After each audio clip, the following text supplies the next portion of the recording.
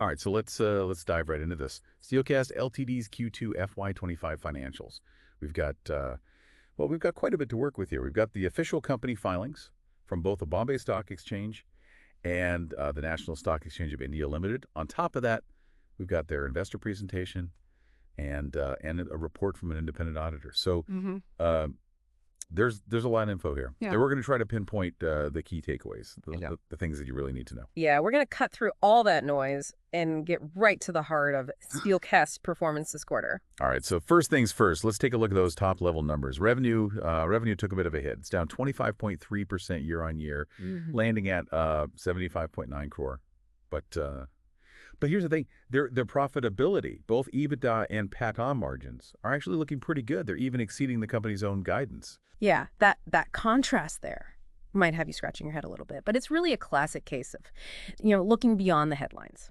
So that revenue dip, that was largely intentional. Steelcast was actively liquidating inventory in North America and Europe. They were basically adjusting to some of the shifts that are happening in those markets. So it's a strategic move. It's not a sign that their business is, drying up. So it sounds like they're actively steering the ship. Yeah. Not just letting the currents take them. Exactly.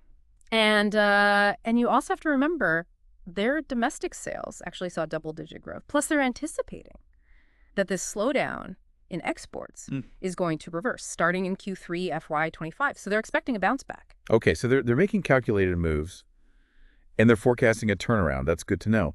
But how are they managing to keep those profit margins so healthy in the midst of all this? Well, that's where the details start to get really fascinating. Despite that lower revenue, Steelcast still managed to maintain strong EBITDA and PAT margins, 25.8% and 7.5% respectively. Now, this is partly due to stable commodity prices, but it also points to some really smart cost management. If you take a close look at their financials, you'll see they've got really tight control over their operational expenses. And of course, we also have the auditor's report, which gives us that independent verification that these numbers are solid. Yeah, it's always good to have that extra layer of confidence there. So they're navigating those market shifts, keeping a tight grip on costs and maintaining profitability. But are they just playing defense here? Or are they making a move to set themselves up for the future? Oh, they're definitely not standing still. The investor presentation shows that they're actively diversifying. They're introducing new products to their existing customer base, which is a smart way to strengthen those relationships and keep that revenue coming in. They're also leveraging some advanced technology, like 3D modeling and simulation, to optimize their casting processes. Interesting. So it's not just about new products, but also about improving how they make them. Efficiency and innovation. Exactly. And they're also not limiting themselves to their traditional markets either. They're expanding their presence in the railroad segment. And they've even ventured into the ground-engaging tools industry, specifically targeting the replacement market there. Okay, so they're branching out, exploring those new avenues for growth. Definitely shows some long-term thinking. But what is it that makes Steelcast stand out in such a crowded marketplace? What are their unique strengths?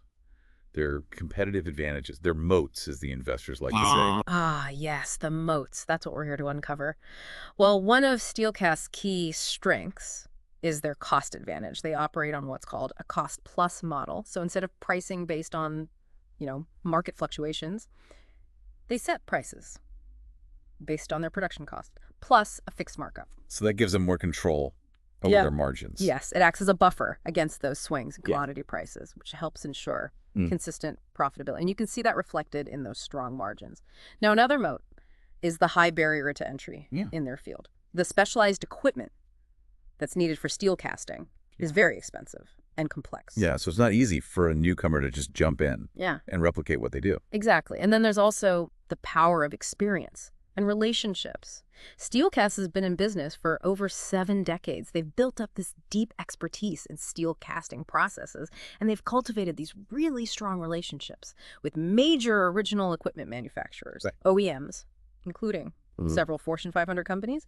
That kind of trust and reputation is a valuable asset. Yeah, a track record and a Rolodex. That's powerful. Absolutely. And then let's not overlook their commitment to sustainability. They've invested in solar and hybrid power plants to reduce their dependence on those external energy sources. That's a smart move. in today's world. Indeed, it Go ahead. shows their environmental responsibility, and it contributes to their cost efficiency. They've even achieved what's called 2-star export house status, which means they're recognized by the Indian government for their export excellence. They have a global footprint operating in over 15 countries. Okay, so we've got those cost advantages, high barriers to entry, deep expertise, those strong customer relationships, a commitment to sustainability, and a global reach. That's a pretty impressive lineup. But what about the road ahead? What's Steelcast's outlook for the future?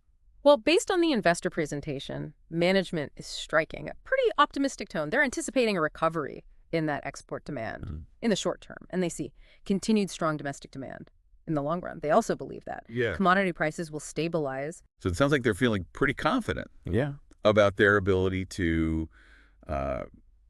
weather the current storm and come out stronger. Exactly. They're taking a proactive approach. They're managing their operations strategically, and they're positioning themselves for future growth. All right, so far, we've uncovered a lot about Steelcast's Q2 performance. It's not just about that initial revenue drop. It's about the strategic decisions behind it. Yeah. Their resilience in maintaining profitability. Yeah. And their efforts to secure a strong future. Yeah. But there's one more piece of the puzzle I want to highlight. What's that? Well, the company filings mention that Steelcast declared a second interim dividend. That's interesting, isn't it? What does this dividend signal? Especially in light of everything else we've discussed. What does it tell us about their financial health? Yeah. And their confidence in the future? That's a great question, and it's worth exploring in more detail. It suggests that they're in a strong enough financial position to reward their shareholders, even while they're making these strategic investments for growth. Let's dig into that further. Declaring a dividend, especially a second interim one, that often means a company's feeling pretty good about its financial standing. Yeah, it's like they're saying, hey, we're generating enough cash to keep our shareholders happy, even while we're navigating these market shifts and investing in the future. Exactly. It signals confidence in their ability to generate those profits going forward, even as they adapt to the changing dynamics in their key markets. It can also be a way to attract and retain investors, showing them that the company is committed to sharing its success. Yeah, it's definitely a positive indicator. And their balance sheet seems to back up that confidence. They're practically debt-free. Yeah, their debt-to-equity ratio is incredibly low, almost zero. And they've got a healthy amount of cash and cash equivalents on hand. Right, which gives them a lot of flexibility they can invest in. Yeah. Those growth opportunities we talked about. Yeah. Weather any unexpected storms. It's a good position to be in. It gives them options. They're not tied down by those debt obligations. And they've got the resources to make those strategic moves. So putting it all together, we're seeing a company that's proactively adapting to those market changes. They're maintaining profitability, strengthening their core business, and exploring new opportunities. And they're doing all of this with a solid financial foundation. Yeah, they're demonstrating resilience, strategic thinking, and a commitment to shareholder value. That's a combination that tends to catch the eye of investors. It certainly paints an interesting picture. But this is where it gets crucial for you, the listener. Because understanding these underlying factors can help you evaluate Steelcast's potential, not just as a short-term investment, but as a company with a long-term vision. Yeah, it begs the question, how does Steelcast compare to its competitors? Are they outperforming the industry, or are they lagging behind? That's the million-dollar question, isn't it? And unfortunately, it's not one that we can definitively answer with just these sources. But it's a critical piece of the puzzle if you're considering an investment.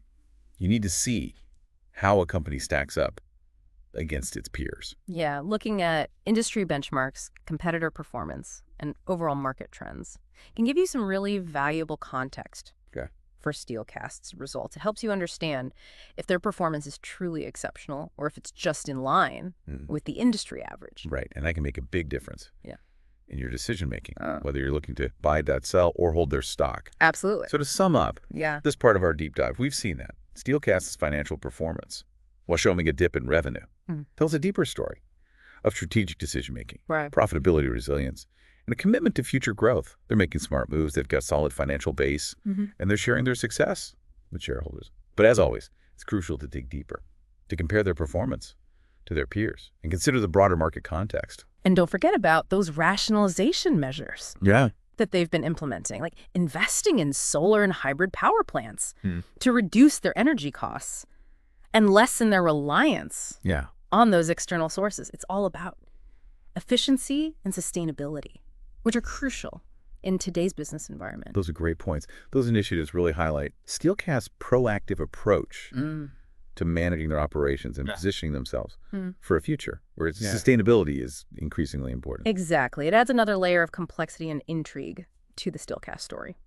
All right, ready to move on to the final piece of this deep dive where we explore those qualitative factors. And that can be just as important as the numbers. Okay, so we've crunched the numbers, we've analyzed the financials, but as we all know, numbers only tell part of the story. Right. It's time to put on those qualitative lenses and examine some of those less tangible aspects that can really make or break a company. Things like leadership, company culture, industry reputation. These can be a lot harder to assess from just the raw data. Absolutely.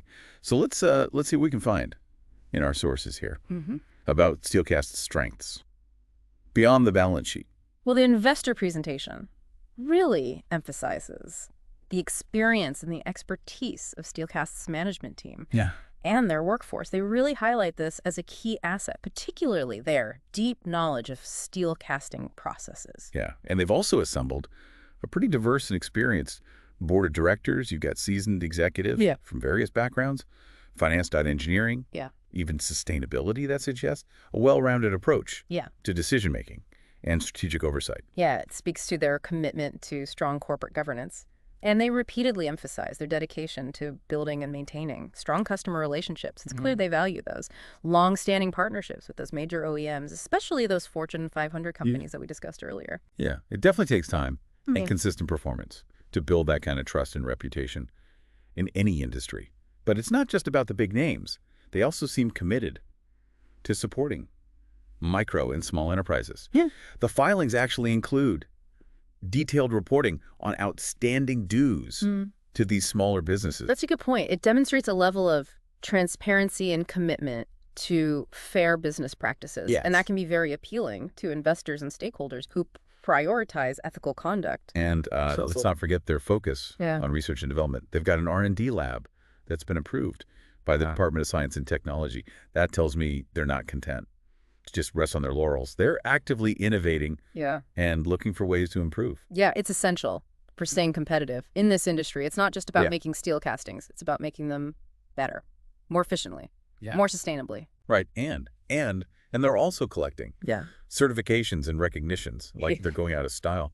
ISO certifications, AAR accreditation, supplier excellence recognition from Caterpillar. It's a pretty impressive list. It certainly shows a commitment to quality, safety, and environmental responsibility. These certifications can be a significant differentiator, especially when they're competing for those large contracts. So stepping back and looking at the bigger picture here, Steelcast has a lot to offer from a qualitative standpoint.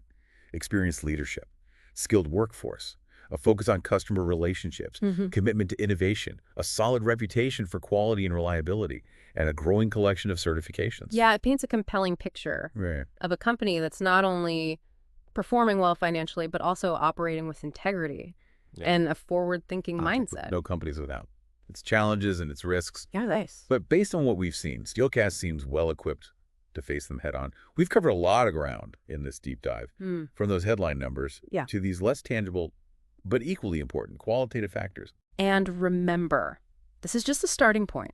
There's always more to uncover, more to analyze, more to consider. So keep digging, keep questioning, and keep exploring. And as always, we'd love to hear your thoughts. What stood out to you? What questions are you still pondering? Let us know.